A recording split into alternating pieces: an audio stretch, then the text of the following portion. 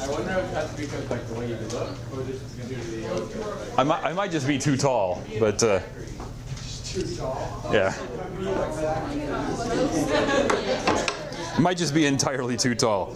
All right, so ladies and gentlemen, today we're probably going to be doing, or actually no, we're doing this week, probably the most challenging unit in mechanics, and that is rotational motion, torque, center of mass, and universal gravitation. Yeah, it's a lot. Torque was super easy. That was, the homework was really easy? No, torque. Oh, torque. Oh, torque is easy. My brother said it was really easy. Torque is super easy, but Everything else is not. oh. Yeah, we didn't do rotational motion in previous years. We always ignored it until we got to AP. But the AP put rotational motion back in the situation, which is good because so many things actually involved rotational motion. For instance, this is a yo-yo. This is also a yo-yo. And I'm going to drop the two yo-yos. I hope they won't break. If they do, then, well, anyway. I'm going to drop the two yo-yos. One of them I'm going to drop with the string, and one I'm just going to drop. Which one's going to fall faster? Or are they going to fall at the same rate? They're going to fall the same rate. No, the string slows it down. So when I drop both of these, this one's going to fall faster or slower than the other one, or the same? Faster for the one with the red is probably faster. Red is faster. Okay, so let's take a vote. So our options are red's going to be faster, red's going to be slower, red will fall at the same rate as yellow. If you think red's going to fall faster than yellow, raise your hand. Yellow's going to go faster because it's spinning. Okay. If you think red's going to fall at the same rate as yellow, raise your hand. It's yellow because it's yellow. All right. If you think red's going to fall slower than yellow, raise your hand. Interesting. Okay, let's find out. Ready? Here we go. Which one fell faster? Red. Because red just fell. Red had translational motion only. So red just fell. It only had translational motion. Yellow, on the other hand, yellow had to do more than just fall. What did yellow have to do? Yellow also had to rotate. Yellow had to spin. So what we find is, when we're talking about rotational motion, we can look at the potential energy that's on the yo-yo, and if it drops, it translates into two kinds of kinetic energy. It translates into translational kinetic energy, and it translates into rotational kinetic energy. So the potential energy of the yo-yo has to divide itself into two kinds of energy. It has to divide itself into translational, the falling motion, and rotational, the spinning motion. The red yo-yo just fell. All of its potential energy became kinetic energy, in translational kinetic energy. Okay, does this idea make sense? Okay. That's why I got a yo-yo, because, or three of them in this case, because it's actually a great example of what we're talking about. When you give something kinetic energy, it needs to actually both spin and translate. And it's actually kind of fun. And I haven't had a yo-yo since I was tiny. And the yo-yo I had when I was smaller actually had a clutch and a spring in it, which is a great way to get into yo-yoing, but not really a yo-yo so much as not really a pure yo-yo. Okay, so rotational motion. So we got to talk about some lingo, because what kind of motion you're referring to is really, really important. Okay, I talked about translational. Translational is in the motion in the x, the y, and the z direction. So when you have linear velocity, that's how fast something's moving through space in a line. Okay, that's translational motion. Let me get the eraser out of here for a second. So if I was to just roll this yo-yo across the table, it has translational motion. Okay, it's translating down the table. Yeah. I had a question about the yo-yos. What was the difference between them that made the red fall faster? I didn't really catch it. Oh, the yellow was on my finger. The yellow was on your finger, the other one wasn't? I just dropped it. I just dropped the red one, the yellow one I dropped, but the string was still connected to my finger. Oh, okay. It was fully wound. Okay. Yeah. So if I just take this yo-yo and I just roll it down, it has translational motion down the plane. That is linear velocity. It also has circular motion, and if I was to pick a point on the yo-yo, that yo-yo is spinning, or that point is spinning around, that's circular velocity, how something moves in a circle. Okay? So as it spins, it's going in a circle. It is translating through space, but in a circle. Like you and I are zooming around the Earth something like 8,000 kilometers per second or something, or 8,000 meters per second, or something ridiculous. We're zooming around the center of the Earth. Okay. We're also translating through the solar system around the sun. So this is in meters per second. This is in meters per second. You translate in meters per second, and you move with circular velocity also in meters per second. What is new is the radian. When we're talking about angular velocity or rotational velocity, we're talking about how fast you are spinning. And its unit is in radians per second. So rotational motion or angular motion, we're going to use the two interchangeably, rotational or angular motion, is in radians per second. How many radians do you do in 1 second? How many radians is all the way around? 2 pi. Okay, so all the way around the circle is 2 pi radians. So if you do one complete revolution in 1 second, you have a rotational motion of 2 pi radians per second. Make sense? Now, most of you realize that you can take a radius and turn it into a circumference by multiplying it by the radius. So if you go 2 pi radians per second and you have a radius of 1 meter, you're going to go 2 pi radians times 1 meters per second. Make sense? If it doesn't right away, that's okay, because we're going to spend a lot of time on rotational motion. Okay, questions so far? Yeah. I had a button. Where's my clicker? Here it is. Here's my clicker. All right, so what causes things to move in a circular motion? That would be torque. Yeah. Boop, boop, wah. Yeah, it's actually more like a trebuchet, which is what we have back there. That's awesome. Yeah. Well, I'll get the trebuchet out in a little bit. So torque is what causes things to move in circular motion. It is It's like a wrench. exactly like a wrench. It is the force analog for rotational motion. And I made some posters. I sent them down to the print shop, but they didn't come back this morning. So I'll give them to you next week. I'm going to give you a poster that looks like this chart over here. Actually, it's exactly this chart over here, where there's a bunch of formulas that are translational, and they're rotational analogs. Every translational formula has a rotational analog. We'll talk about that more in a little bit. So if you want to cause something to accelerate, you apply a force. If you want to cause something to rotate, you apply a torque. You know this because in order to open the door, I haven't seen any doors that allow you to just push the door. You might notice that doors have a hinge on the side. And if you want to open the door, where should you apply your force? Far away from the hinge. Yeah, on the farthest end over here.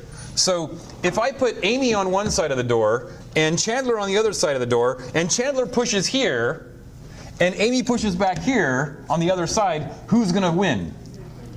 Amy, because she's pushing further from the axis of rotation. I could put James on the. I could put Jimmy right here, so I'm going to put Jimmy right next to the hinge. He's going to push as hard as he can. I'm going to put Amy on the other side, far away from the hinge, and she's going to push hard as she can. Who's going to win? I win. Amy's still going to win. The door frame is here. I win. No, Amy's still going to win because she has a longer, what we call, lever arm. So torque is the product of how much force you apply and how far you apply it from the axis of rotation. That distance is called the lever arm. Can you draw that Greek symbol big? Yes, yeah. So that is a tau. it's basically half a pie, and to make it, you go like this. You're going to make a pie, but you only make one downward line. Okay. That's a tau. It's basically it's half a pie. It's an R. We're limited by whatever Microsoft gives us, but it's a tau, and it is the variable for torque. The unit is the Newton meter. Luckily, they didn't name torque. They didn't just give us newtons, so it's Newton meter. They didn't give us a named unit, thank goodness. In fact, very few things in rotational motion have named units, which is great. So torque the unit is a Newton meter, and it is a product of how much force you apply multiplied by how far you are from the axis of rotation. So the formula to find torque is just F times P. Close. Okay, so I have a bar here, and we're gonna have a contest. So see how long you can. Oh, this used to be a game that. Never mind, I won't talk about it. See how long you can hold this horizontal. Okay. Beefy Jimmy is going to hold that, and he's going to hold that. See how long he can hold it horizontal. So we'll see how that goes. So there is, while Jimmy works on that, there is something else we need to talk about. Going back to our Amy and Jimmy scenario, if Jimmy's pushing on the door right here, and Amy is pulling on the door over here, if Amy's pulling on the door and Jimmy's pushing on the door, if Amy is pulling parallel to the door, like pulling against the hinge, so she's like, I'm going to open the door this way, pulling this way, is she going to do any torque at all? No. She's not going to do it. That wasn't very long at all. You have a good one. All right. Now you try. See how long you can hold it horizontal. Wow. We're going to be here all day. So Brindley's like, I don't know what you were struggling. Look at your face is all red. This is easy for me. This is easy.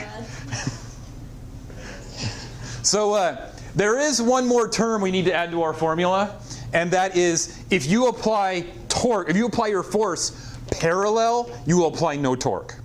If you apply your force perpendicular, you will apply maximum torque. So what trig function is maximum when it's perpendicular and minimum when it's parallel? Sine, exactly. So sine. So we got to throw a sine formula up there too. We got to throw a sine theta in there too. Okay. So if everything is perpendicular, tau equals FD is fine. If it's not, she's one-handed. She's like, I can do this one-handed. Tau is the variable for torque. So yeah, Brindley's like, I don't know what you were struggling with. I could hold this all day. And Jimmy's like, I can only do it a minute or two. Why was it a lot easier for Brindley to hold this parallel? It was closer to the axis. Yeah, because they weren't really applying so much force as they were applying torque. And look at how small the lever arm is here. So Brindley's holding it like this, and she's like, I can hold this forever, because my lever arm is very, very small. The weight, the force on the lever arm is the same. I think this is a 1 kilogram mass. Now, when it was over here, Jimmy's like, I can only apply so much torque before my hands fall off, because you have to apply torque to keep it from spinning. If you stop applying torque, then the weight will apply the torque, and it will spin. Okay? Because, just like I said, force applies acceleration, torque applies angular acceleration. Does that make sense? Yeah. So the weight down there is applying a torque on the lever arm. My hands are applying a torque on the lever arm. The moment the weight applies more torque, it rotationally accelerates. Does that make sense? Okay.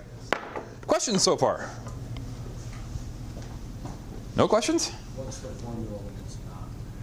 When it's not perpendicular, it's FD sine theta. Yeah, it's FD sine theta. If your force is not applied perpendicular, then you need to add the sine theta to the FD. So, wait, what FD is? Did I misspeak? If it is perpendicular, it's just FD. If it's not perpendicular, you need to put a sine theta in there. Again, a sine of 90 degrees is 1. A sine of 0 degrees is 0. I'm sorry? The video. It'd be so annoying to have to pick up all those stuff. Dude, you just gotta let go in that situation. Well, maybe he's getting paid by the hour and he didn't have enough work. So now he has a lot more work. He's trying to put food on his family. You didn't know. You were too young. Remember when presidents were white? Before Barack Obama, and someone misspoke. George Bush misspoke. He's like, "You're trying to put food on your family." Yeah. Aren't you inspired by Donald Trump that a white person can be president too? He's not white, He's not an an orange person can be president too. Okay, so Cheeto. The name. We could do this all day, but we do need to talk about something else. What about a woman being president? Oh well. Let's hope one of these days. Okay, so center of mass is where things balance. Okay. Center of mass is where things balance. I have a hammer here. As is the case with most hammers, the hammerhead is made out of steel, and then the handle is made out of wood. If I balance it, should I balance it right at the halfway mark? No. I have to balance it somewhere over here. Yeah. So center of mass is the point at which all torques balance. Okay? Yep. Yeah, you were going to make a torque mobile next week. You can start on it this week if you want, but I already have the thing printed out if you want it. So this is the point at which all torques balance out. Like the balancing bird, like a scale. Okay? Like you. You have to constantly balance out all the forces that are pulling you down. This is why if your brain stops working, you fall down. Not like a robot. If a robot is properly balanced and it shuts off, it just stands there. If you shut off, you fall down because you're not uniform. You have crazy amounts of crazy different organs in different places with different densities, so you fall over because your torque is not balanced anymore. I guess just because your muscles relax. So. But if you are a robot, your muscles relax, you just be like, boop, you just stop. If you're balanced. But because you actually, well, they have motors. But anyway, but because you are not balanced, you tend to fall over when you don't let your muscles work anymore. So center of mass is the point at which all torques balance out. Do you know what Boston Mechanics is? No. We call that point the equilibrium point. What's the sign? Is that the thing? Oh! I forgot, you might not have seen this. This is a sigma. This crazy looking E thing is the Greek letter sigma. It's a capital S. And does anyone know what this means? It's like the sum of all. Sum of, yeah. So the center of mass is the place where all the torques cancel out, or the sum of the torques cancel out.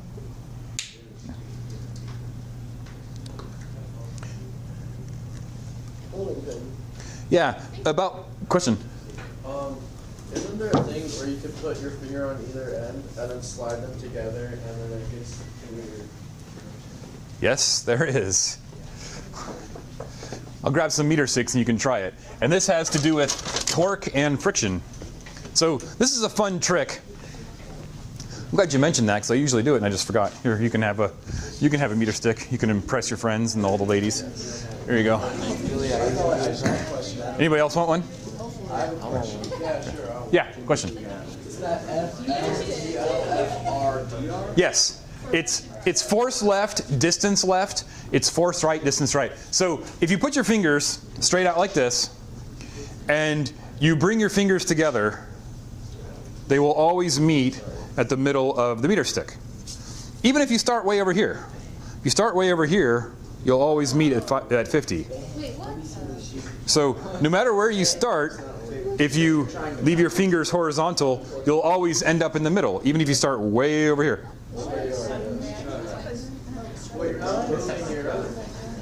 Don't need to. Like you're behind. I know, I'm already really smart. So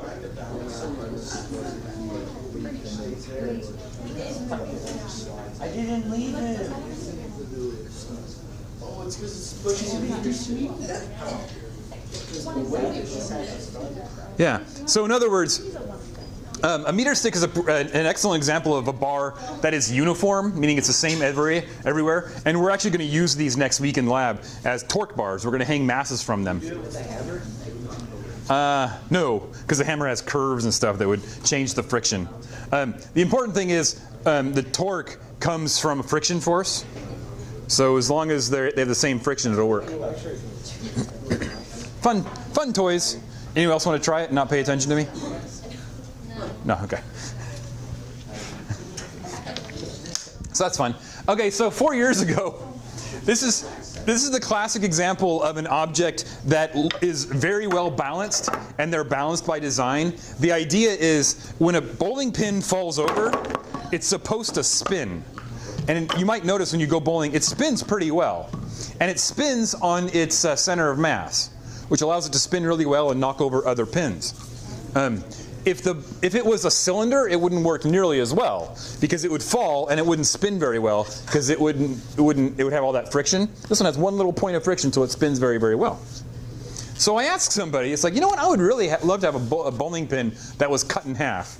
And 4 years later, it showed up. A student said, yeah, I told my dad what you said, and he works at the bowling alley, so he just stole 2 pins and cut one in half. I don't know if that's actually what happened, but so I got 2 halves of a bowling pin. Is it wood? Yeah, it's wood in the middle. Yeah. What? I don't know if, yeah, it's just wood, and then some sort of like plastic on the outside. So if you took a bowling pin and you balanced it right at its center of mass, excuse me, where it spins, the diagram might look like this. So the weight of this side multiplied by the distance to its center of mass, and the weight of this side multiplied its distance to the center of mass should be the same. These torques should cancel, okay, because that's where it balances. But if you were to cut the 2 in half, where it balances, do they weigh the same? Does this half weigh the same as this half? No. It's because the length of that half, because you're multiplying by the length. Well, let's take a vote. Wait. Can you say that question Yes. again?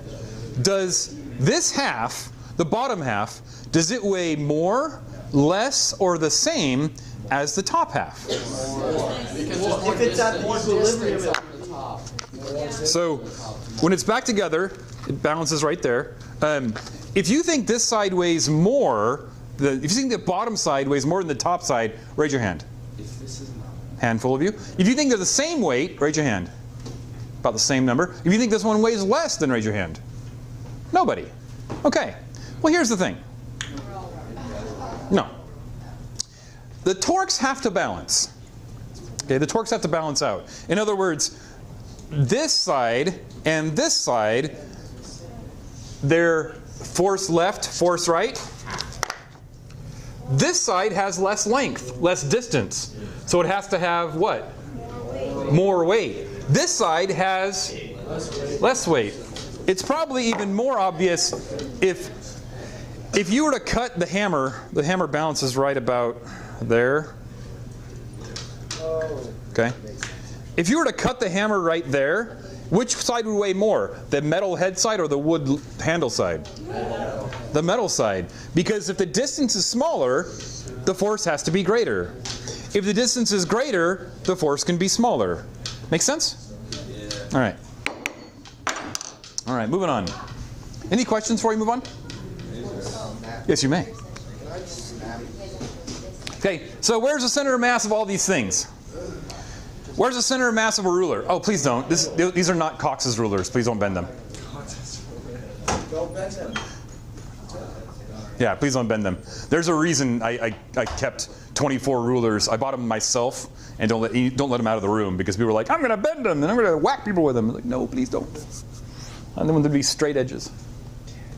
What did I say, Tanner?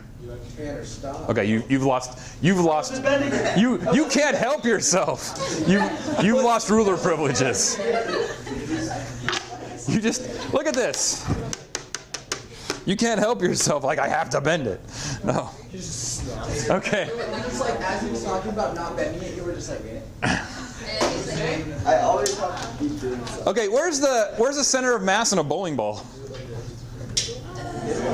Middle of it. no. Anyone bowled in here? It's on the farthest edge away from. Is a bowling ball a uniform sphere?